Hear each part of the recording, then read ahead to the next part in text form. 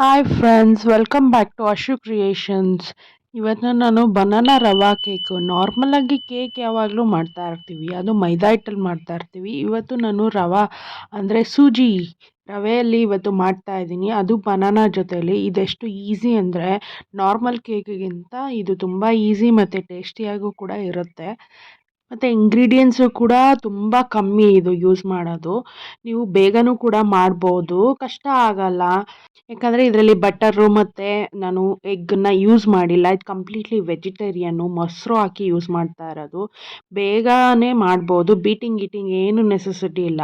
So ಹಾಗಿದ್ರೆ start ಮಾಡೋಣ ಅಲ್ಲ. ನಾನಿಲ್ಲಿ 2 ಬನಾನಾ ತೊಗೊಂಡಿದ್ದೀನಿ, ಚೆನ್ನಾಗಿ ಹಣ್ಣಾಗಿದೆ ಬನಾನಾ. ಇದನ್ನು ಮಿಕ್ಸಿಗೆ ಹಾಕ್ಕೊತಾ ಇದ್ದೀನಿ ಮತ್ತು ಹಾಫ್ ಕಪ್ ಶುಗರ್ ತೊಗೊತಾ ಇದ್ದೀನಿ.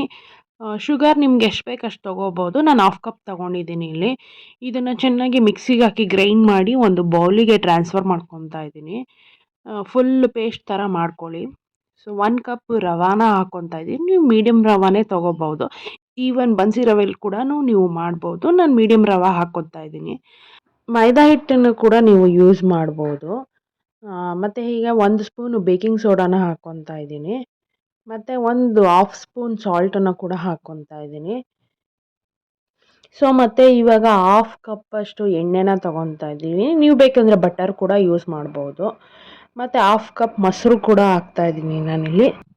ಚೆನ್ನಾಗಿ ಇವಾಗ ಮಿಕ್ಸ್ ಮಾಡಿ ಇದೇನು ರವೆ ಹಾಕಿರೋದ್ರಿಂದ ಗಂಟೇನು ಕಟ್ಟಲ್ಲ. ಸ್ವಲ್ಪ ಅಂದ್ರೂ ನೀವು ಚೆನ್ನಾಗಿ ಮಿಕ್ಸ್ ಮಾಡಿಕೊಂಡ್ರೆ ಒಳ್ಳೆಯದು.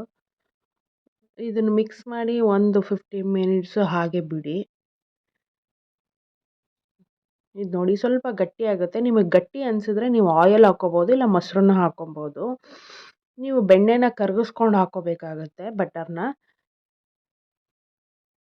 ತುಂಬ ತೆಳ್ಳಗೂ ಕೂಡ ಮಾಡ್ಕೊಳಕ್ಕೆ ಹೋಗಬೇಡಿ. ಇಡ್ಲಿ ಹಿಟ್ಟಿನ ಅದಕ್ಕೆ ಇದ್ದರೆ ಸಾಕು. ಸೊ ಇದನ್ನು ನಾನು ಮತ್ತೆ ಇವಾಗ ಚಕ್ಕೆ ಪುಡಿನ ಹಾಕ್ಕೊತಾ ಇದ್ದೀನಿ 1 ಸ್ಪೂನು. ಇದಕ್ಕೆ ಮತ್ತೆ 1 ಕಪ್ಪಷ್ಟು ನೀವು ಯಾವುದಾದ್ರೂ ನಿಮ್ಮ ಇಷ್ಟವಾದ ಡ್ರೈ ಫ್ರೂಟ್ಸ್ನ ಕೂಡ ಹಾಕೊಬೋದು. ನಾನಿಲ್ಲಿ ಬಾದಾಮು, ಕಪ್ಪು ದ್ರಾಕ್ಷಿ, ನಾರ್ಮಲ್ ದ್ರಾಕ್ಷಿ ಮತ್ತು ವಾಲ್ನಟ್ಸು ಜಾಸ್ತಿ ಹಾಕ್ತಾಯಿದ್ದೀನಿ. ಹಾಕಿ ಚೆನ್ನಾಗಿ ಮಿಕ್ಸ್ ಮಾಡಿ ಇಟ್ಟಿದ್ದೀನಿ.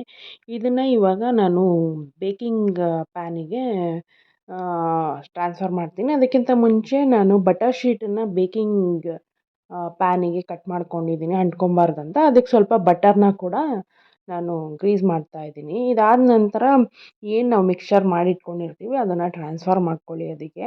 ಇದಕ್ಕಿಂತ ಮುಂಚೆ ನೀವು ಟಿ ಜಿನಾಗಲಿ ಓವನ್ನಾಗಲಿ ನೀವು ಪ್ರೀ ಹೀಟ್ ಮಾಡ್ಕೋಬೇಕಾಗುತ್ತೆ. 200 ಡಿಗ್ರಿನ ಒಂದು 10 ಮಿನಿಟ್ಸ್ 10 ಟು 15 ಮಿನಿಟ್ಸು ನೀವು ಪ್ರೀ ಹೀಟ್ ಮಾಡ್ಕೊಳ್ಳಿ. ಇದನ್ನು ಸ್ವಲ್ಪ ಹಿಂಗೆ ಟ್ಯಾಪ್ ಮಾಡಿ ಎಲ್ಲ ಸೆಟಲ್ ಆಗುತ್ತೆ, ಗ್ಯಾಪ್ಸ್ ಏನಾದರೂ ಇತ್ತು ಅಂದರೆ. ಸೊ ಪ್ರೀ ಹೀಟ್ ಮಾಡಿರೋ ಅಂಥ ಓವನಲ್ಲಿ 200 ಡಿಗ್ರಿಲಿ 30 ಟು 35 ಮಿನಿಟ್ಸು ನೀವು ಬೇಕ್ ಮಾಡ್ಕೊಬೇಕಾಗುತ್ತೆ. ನೋಡ್ಕೊತಾ ಇರಿ. ಒಂದು ಟೂತ್ ಪಿಕ್ ತೊಗೊಂಡು ಅದನ್ನು ನೀವು ಪಿನ್ ಮಾಡಿ ನೋಡಿ. ಅದೇನಾದರೂ ಸ್ಟಿಕ್ಕಿ ಆಗಿತ್ತು ಅಂದರೆ ಇನ್ನೊಂದು 5 ಮಿನಿಟ್ಸ್ ನೀವು ಬೇಕ್ ಮಾಡ್ಕೊಳ್ಳಿ. ಆರೆಲ್ಸ್ ಇದು ಕೇಕ್ ಆಗಿದೆ ಅಂತ ಅರ್ಥ. ಕಂಪ್ಲೀಟಾಗಿ ನೈಫ್ನೂ ಹಾಕಿ ನೋಡ್ಕೊಬೋದು.